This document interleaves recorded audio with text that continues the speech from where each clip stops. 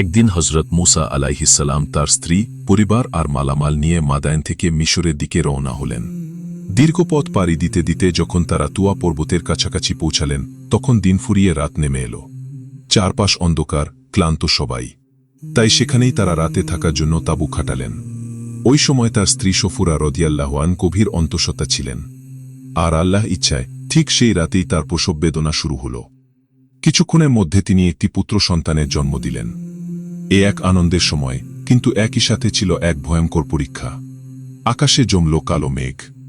হঠাৎ শুরু হল প্রবল ঝড় আর মুষলধারে বৃষ্টি। তীব্র ঠান্ডা বাতাসে হজরত মুসা আলাইহিসসালামের স্ত্রী কাঁপতে লাগলেন আর নবজাতক শিশুটিকে বুকে জড়িয়ে ধরে গরম রাখার চেষ্টা করছিলেন। কিন্তু সমস্যা হল, তাঁবুতে আগুন জ্বালানোর কোনো ব্যবস্থা নেই। মুসা আলাইহিসসালাম বারবার চকমকি পাথর দিয়ে আগুন ধরানোর চেষ্টা করলেন, কিন্তু যতই চেষ্টা করলেন ততই ব্যর্থ হলেন। রাত গভীর হতে লাগল আর শীতের তীব্রতা বেড়েই চলল।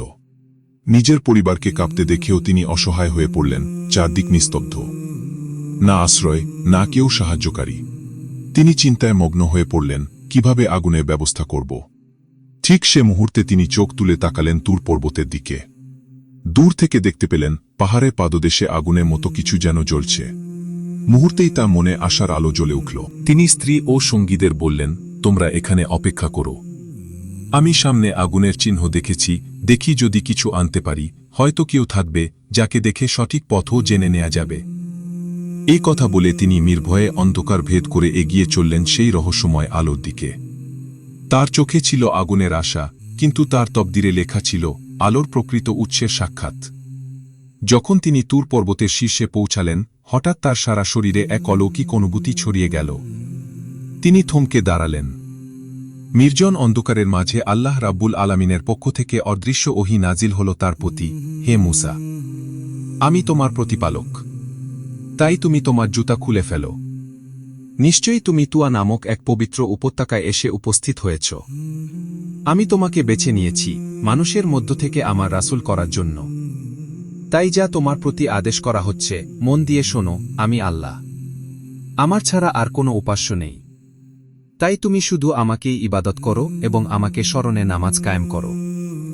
এই মহান সময়ে হজরত মুসা আলাইহিসসালামের হাতে ছিল তার শ্বশুর হজরত শোয়েব আলাইহিসসালামের দেয়া এক লাঠি। হজরত মুসা তুর পর্বতের ওপরে যখন দাঁড়িয়েছিলেন, আল্লাহ তাআলা তার সাথে সরাসরি কথা বললেন এবং প্রথমেই একটি পরীক্ষা করলেন। তিনি জিজ্ঞাসা করলেন, হে মুসা, তোমার হাতে ওটা কি? মুসা বিনয় করে বললেন, এটা আমার লাঠি। তাতে ভর করে আমি হেঁটে বেড়াই, গাছের পাতা ঝাড়াই, ছাগলগুলোকে খাওয়াই, এই লাঠি দিয়ে অনেক কাজে লাগে। আল্লাহর নির্দেশে মুসা লাঠিটা মাটিতে ফেললেন, আর হঠাৎই তা একটি বিশাল সাপে রূপ নিল। মুসা ভয় পেলেন, কিন্তু আল্লাহ সতর্ক করলেন, ভয় করো না, লাঠিটা তুলে নাও। মুসা যখন সাহস করে লাঠিটা তুলে নিলেন, তখন সাপে রূপ নেওয়া লাঠিটা আবার আগের মতোই হয়ে গেল। যখন তুমি লাঠিটা মাটিতে ফেলবে, তা অজগর সাপে বদলে যাবে, আর যখন তুমি তা হাতে তুলে নেবে, তা লাঠিতে ফিরবে। এই দিয়ে আল্লাহ মুসাকে দেখালেন তিনি যে সহায় ও শক্তি দিচ্ছেন তা জনসমক্ষে আসলে কেবল জাদু বা লোকের কৌশল নয়, বরং আসমানি নিদর্শন। তারপর আল্লাহ বললেন, মুসার ডান হাতটা বগলে নিচে রাখো এবং বের করো। মুসা মানলেন। হঠাৎ তার হাত থেকে এক উজ্জ্বল সাদা আলো বেরাতে লাগল, এমন দিকটি যে বেশি সময় চোখে রাখলে তা অন্ধ করে দিতে পারত। আল্লাহ বললেন, এখন হাতটা আবার বগলের নিচে রাখো। মুসা করলে আলোর চোখে দেখা নিবে গেল। এই দু নিদর্শন, লাঠি যা সাপ হয় ও হাতের আলো, আল্লাহ মুসাকে দিলেন যেন তিনি মানুষের সামনে স্পষ্ট প্রমাণ দেখাতে পারেন। আল্লাহ বলেন, এই দুটি মুজিজা তোমার সঙ্গী হবে, এগুলো দিয়ে তুমি আমার কথা বলবে, আর তোমার প্রতি আর কোনো বাধা টপবে না। আজ থেকে আমি তোমাকে নবী বানালাম, তুমি আমার রাসূল হয়ে মানুষের মাঝে যেতে এবং আমার দ্বীন প্রচার করতে পারবে। এরপর আল্লাহ মুসাকে লিখে দিলেন যে ফেরাউন সীমা লঙ্ঘন করেছে, সে নিজেকে খোদা বলছে, মানুষকে দাস করে রেখেছে, আল্লাহর অস্তিত্ব অস্বীকার করছে। তাই মুসাকে নির্দেশ দিলেন, ফেরাউনকে ডেকে বলো, তাওবা করো, আল্লাহর পথে ফিরে আসো, তোমরা আল্লাহ ছাড়া আর কাউকে মূল্য দেবেন না। মুসা বিনয়ের সঙ্গে বললেন, হে আমার রব, আমি একা। আমার স্ত্রী, সন্তান আর সব মাল সম্পদ পেছনে রয়ে গেছে, তাদের দেখাশোনা কে করবে? আর আমি তো মিশরের লোকদের কাছে পরিচিত। তখনকার এক ঘটনা আছে, আমি এক কৃত্রিমভাবে একজনকে মারিয়েছিলাম, অকপটভাবে। সে ফেরাউনের বাবুর্চি ছিল, যদি তারা আমাকে চিনে ফেলে, আমাকে মারবে। তিনি ভয়ে, অনিশ্চয়তায় আল্লাহর কাছে হৃদয় খুলে বললেন, হে প্রভু, আমাকে সহযোগী দাও, আমার ভাই হারুনকে আমার সঙ্গে পাঠাও। তিনি কথা বলার যোগ্য, জ্ঞানী এবং আমার থেকে বাকশক্তিতে পারদর্শী। আমার জন্য সুদৃঢ়তা, ধৈর্য এবং কথা বলার শক্তি দান করো। আল্লাহ তার দোয়াগুলো শুনলেন এবং কবুল করলেন। তিনি বললেন, তুমি যা চেয়েছে তা আমি দিচ্ছি। তোমার ভাই হারুনকে আমি নবুয়াত দিয়েছি। তোমার স্ত্রী, সন্তান ও মাল সম্পদ নিয়ে চিন্তা করো না, আমি নিজেই তাদের রক্ষা করব। এই আশ্বাস পেয়ে মুসার হৃদয় দৃঢ় হল। তিনি তুর পর্বত থেকে নামলেন, নিজের লাঠি ও আলোর নিদর্শন নিয়ে প্রস্তুত হয়ে মিশরের উদ্দেশ্যে রওনা দিলেন, যেখানে তার ভাই হারুন ও ফেরাউনের দরবার অপেক্ষা করছিল। হজরত মুসা আলাইহিসসালাম এর হাতে যখন আল্লাহ নিদর্শনগুলো প্রকাশ পেল, লাঠি সাপে পরিণত হল এবং তার হাত থেকে ঝলমলে আলোর প্রবাহ বের হল, তখন ফেরাউন প্রথমবার যেন সত্যের ছোঁয়া পেল। ভয়ে চিৎকার করে উঠল, হে মুসা, আলোটা বন্ধ করো, না হলে আমরা অন্ধ হয়ে যাব। মুসা আলাইহিসসালাম তার হাত আবার বগলের নিচে রাখলেন, আলো নিভে গেল। ফেরাউন খানিকটা স্বস্তি পেয়ে আবার সিংহাসনে বসল। কিছু সময়ের জন্য তার মনে সত্যি ঈমানের আলো জ্বলে উঠছিল, কিন্তু তার চারপাশে যারা ছিল তারা সেই আলো নিভিয়ে দিল। তার প্রধানমন্ত্রী হামান সতর্ক করল, জাহাপনা, এই মুসা একজন ধুরন্ধর জাদুকর। তার কৌশলে বিভ্রান্ত হবেন না। আমাদের রাজ্যে আরও অনেক বড় বড় জাদুকর আছে, চাইলে আমরা তাদের দিয়ে মুসাকে সহজেই হারাতে পারি। হামানের কথায় ফেরাউনের ভয় কেটে গেল, আবার সে তার পুরনো অহংকারে ফিরে এল। ফেরাউন গম্ভীরভাবে বলল, হে মুসা, আমার রাজ্যে তোমার মতো অনেক জাদুকর আছে। যদি তুমি তাদের সবাইকে হারাতে পারো, তবে আমি তোমার প্রভুর ওপর ঈমান আনব। মুসা আলাইহিসসালাম দৃঢ়ভাবে জবাব দিলেন, ঠিক আছে, বলো কখন ও কোথায়। ফেরাউন বলল, আগামীকাল আমাদের এক উৎসবের দিন, সারা দেশ থেকে লোক জড়ো হবে। সেই দিনই হবে আমাদের প্রতিযোগিতা। মুসা আলাইহিসসালাম সম্মতি দিয়ে চলে গেলেন। এরপর ফেরাউন সারা দেশে লোক পাঠিয়ে 4000 দক্ষ জাদুকরকে রাজধানীতে হাজির করল। ফেরাউন তাদের সামনে গিয়ে বলল, হে জাদুকররা, আমি বহু বছর ধরে তোমাদের লালন করেছি, আজ প্রথমবার তোমাদের প্রয়োজন হয়েছে। মুসাকে পরাজিত করতে হবে, তাহলেই তোমাদের এমন পুরস্কার দেব যা তোমরা কখনো কল্পনাও করোনি। জাদুকররা হেসে বলল, জাহাপনা, নিশ্চিন্ত থাকুন। মুসার কেরামতি আমাদের জাদুর সামনে কিছুই না, জয় আপনারই হবে। নির্বাচিত 4000 জাদুকর একটা বিশাল খোলা মাঠে জমায়েত হল। ওইখানে দেশের নানা ধরনের মানুষ এসে জমা হয়েছিল। সবাই দেখতে চাচ্ছিল কে জিতবে আর কে হারবে। মাঠের চারদিকে হাজার হাজার মানুষের ভিড় গুঞ্জন করতে লাগল। ঠিক সেই সময় হজরত মুসা আলাইহিসসালাম হাতে লাঠি নিয়ে মাঠে ঢুকলেন। ফেরাউন, তার প্রধানমন্ত্রী হামান আর অন্যান্য সভাসদরা আগেই সিংহাসনে বসেছিলেন। মুসা আলাইহিসসালাম আর জাদুকররা একে অপরের সামনে দাঁড়াল। তখন জাদুকররা বলল, হে মুসা, তুমি কি আগে তোমার কেরামতি দেখাবে, না আমরা আগে আমাদের জাদু দেখাব? তখন হজরত মুসা আলাইহিসসালাম বললেন, তোমরাই আগে শুরু করো। তখন জাদুকররা কিছু রশি আর লাঠি মাটিতে ফেলল। একটু নাড়াচাড়া করতেই সেগুলো অসংখ্য সাপ আর বিচ্ছুতে বদলে গেল।